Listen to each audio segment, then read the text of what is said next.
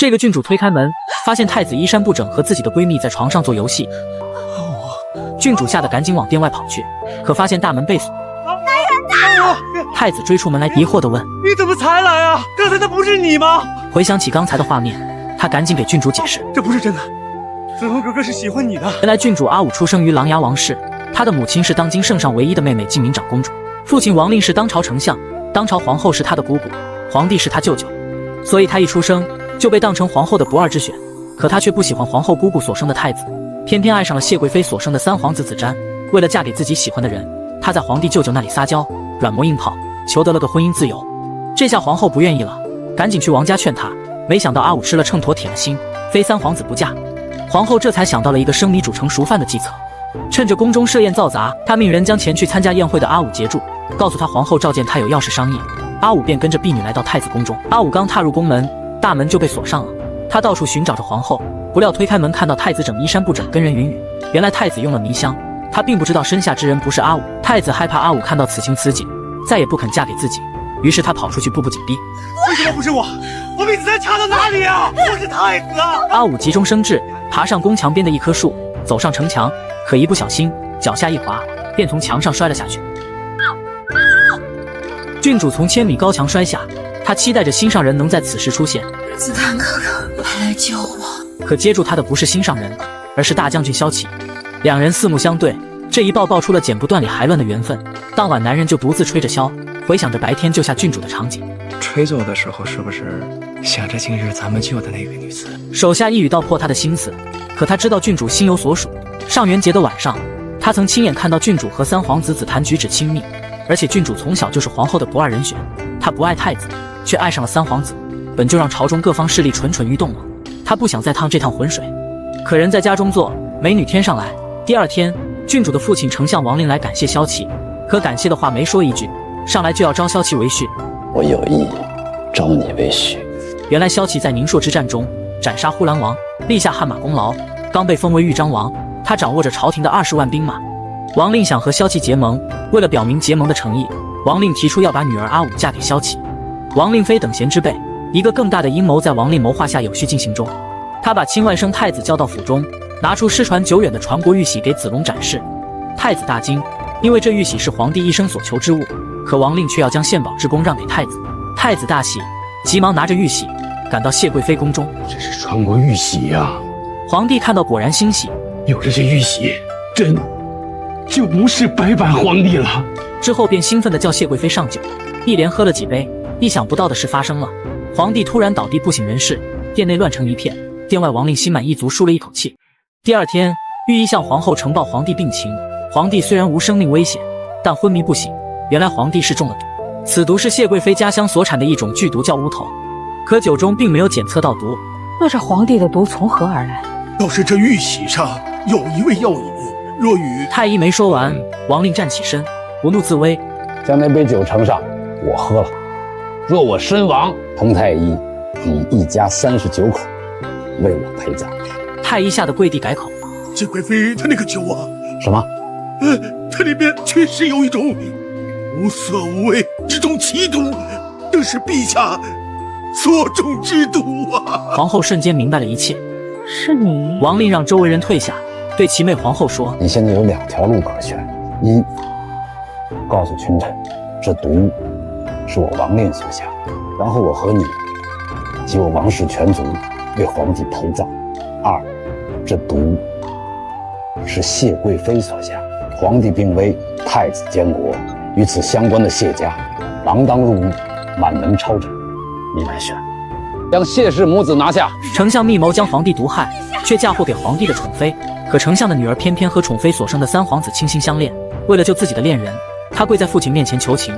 皇帝舅舅更与了我们2人的婚事，他不会在此时做这种傻事的。见父亲没有反应，又转头跪向皇后娘娘：“哥哥，求你，放过他们！”看姑姑也无动于衷。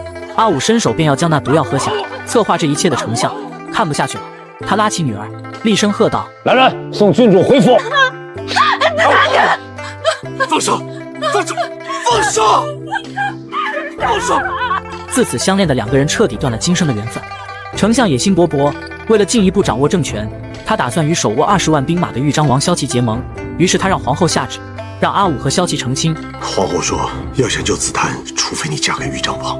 阿武得知这个消息后，不敢相信自己的耳朵，他骑上快马向宫中赶去，摇摆着昏迷不醒的皇帝，期待着他能醒来，挽救这一切。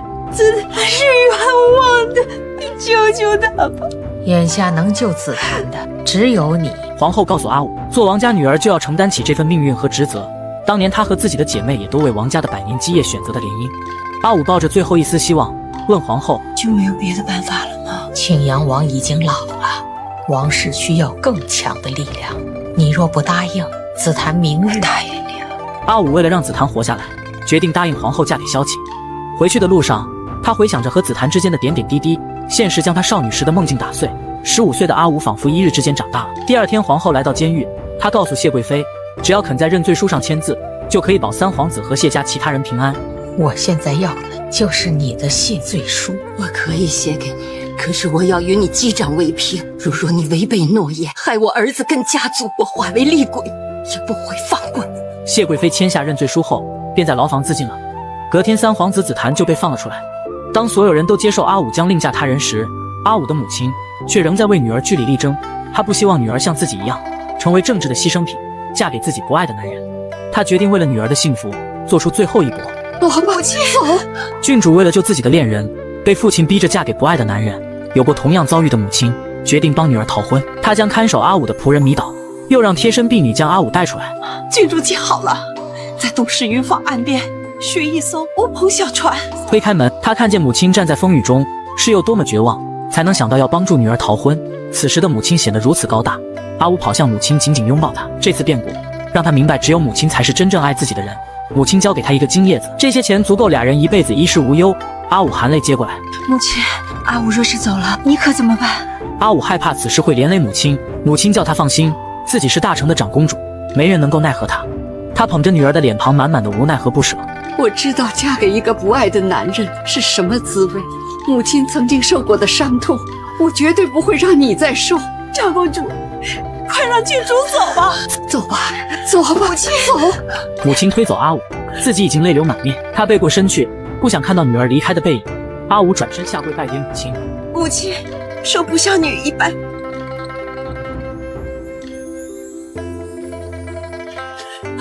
郡主，我们走，快点！郡主，走，快走！母亲。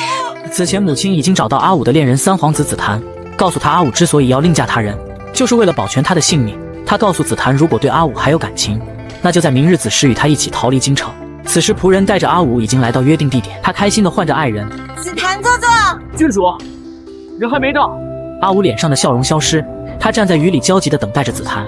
此时紫檀在给母亲守灵，在仇恨和爱人之间，他迟迟没能做出抉择。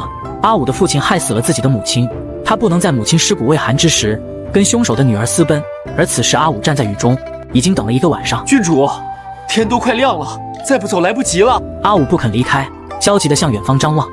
此时的紫檀终于下定决定去找阿武，可等他来到约定地点时，发现阿武已经离开，只有一根被摔断的发簪躺在地上。原来下人发现阿武失踪后，丞相下令封锁全城，并比紫檀更早地找到了女儿。父亲厉声喝道：还不死心吗？都等了一晚上了，人呢？他现在恨你都来不及，别傻了。而等了一夜的阿武也失望之极，他将紫檀送给自己的定情信物狠狠摔在地上，跟着父亲回家去了。第二天，他按照父亲的安排，嫁给那个自己不爱的男人。可没想新婚之夜，新郎竟然逃婚了。豫章王他要走吗？婚礼未成，新郎要逃婚，新娘听到消息起身要去看个究竟。王妃，你不能走哎！王妃，大婚之夜走出洞房乃是婚礼大忌啊！是啊，王妃，是啊，王妃三思。另一边，新郎着急忙慌往外赶。大喜之日要去何言处？官告急，呼兰来犯，没听见吗？上阳郡主还在洞房之中，那大王如此一走了之。新郎不听劝告，飞身上马离开。